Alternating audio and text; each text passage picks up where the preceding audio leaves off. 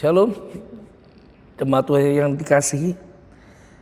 Pagi hari ini saya akan bawakan, mungkin yang dengar, yang di rumah, yang dimanapun berada, mungkin Anda merasa renungan pagi ini bukan buat Anda. Tapi saya percaya ketika saya bawa renungan ini, berarti Tuhan ada masuk rencana untuk kita semua. Amin. Nah, yang mau saya katakan, yang mau saya bawakan renungan pagi hari ini,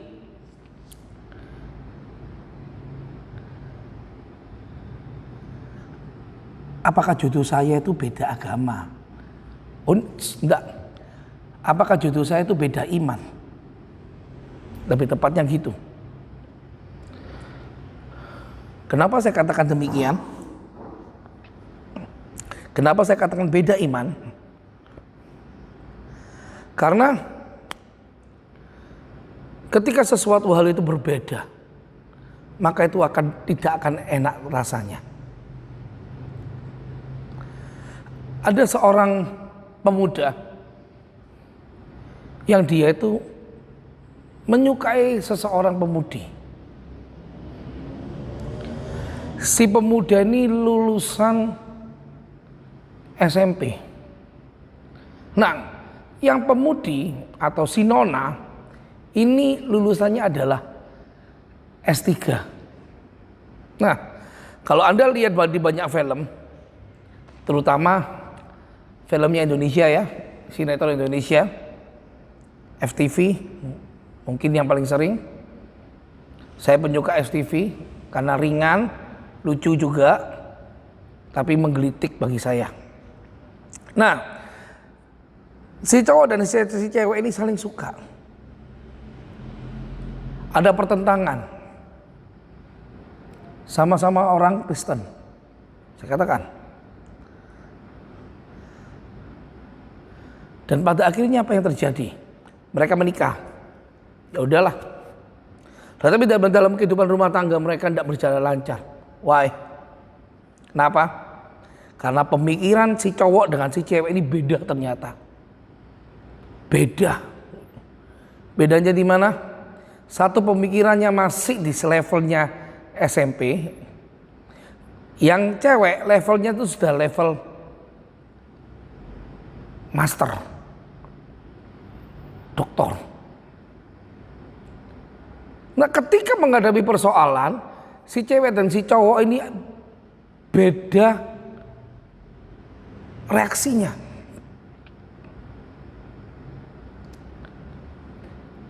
Seperti Anda tahu, perbedaan antara cowok dan cewek ini cukup dalam. Seorang cowok kalau menghadapi masalah, dia itu seringkali menghadapi masalah dengan nyantai. Bukan berarti tidak dipikir. Kalau cewek menghadapinya sampai sedetil-detilnya dia katakan terus dan dia pikir. Nah, pasangan ini juga begitu. Mereka mengalami kesenjangan pemikiran. Dan yang terjadi apa? Mereka selalu bertengkar karena pemikiran mereka tidak pernah sama. Itu. Coba bayangkan, kalau itu terjadi di dalam keluarga kita, pasangan kita tidak seimbang. Kira-kira bagaimanakah itu? 2 Korintus pasal 6 ayat 14 sampai 15 katakan demikian. Janganlah kamu merupakan pasangan yang tidak seimbang dengan orang-orang yang tak percaya. Ini yang tak percaya. Tetapi yang saya katakan yang sama-sama Kristen, kalau imannya levelnya gimana, pengenalan ke Kristusnya masing-masing berbeda, itu akan mempengaruhi sama sekali.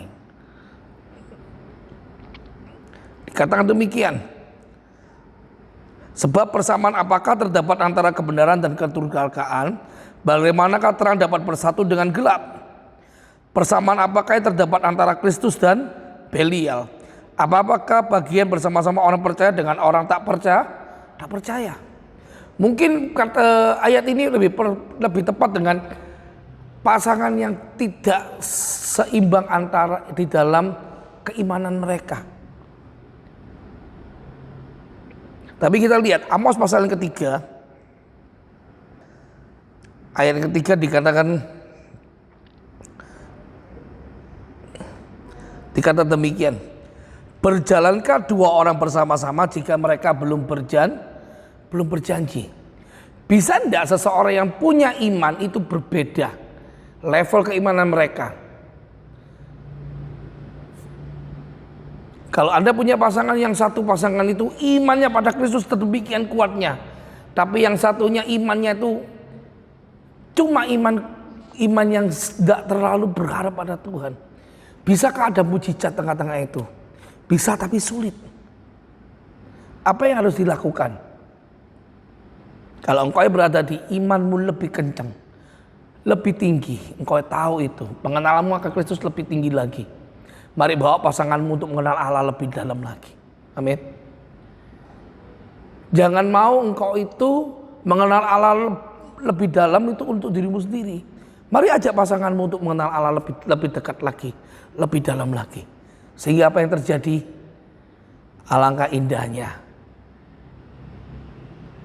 jika kebersamaan itu ada terus, karena di sana berkat itu akan melimpah. Amin. Mari kita pejamkan mata, kita berdoa pagi hari ini. Tuhan Yesus, kami mau membawa pasangan hidup kami untuk lebih mengenal lagi akan Engkau Tuhan. Kami mau membawa iman masing-masing pasangan kami, keluarga kami, anak-anak kami Tuhan, untuk lebih mengenal lagi pada Engkau Tuhan. Karena kami tidak mau menjadi pasangan yang tidak seimbang. Rumah tangga kami tidak seimbang. Tapi kami mau, kami sekeluarga sama-sama masuk dalam kesukaan besar, yaitu bersama-sama dengan Engkau Tuhan Yesus Bapa di surga. Terima kasih, terima kasih. Dalam nama Tuhan Yesus, biarlah sukacita surga mengalir senantiasa dalam hidup kami, dalam hidup keluarga kami, dalam hidup sekeliling kami, mulai pagi hari ini sampai selama-lamanya. Haleluya. Amin.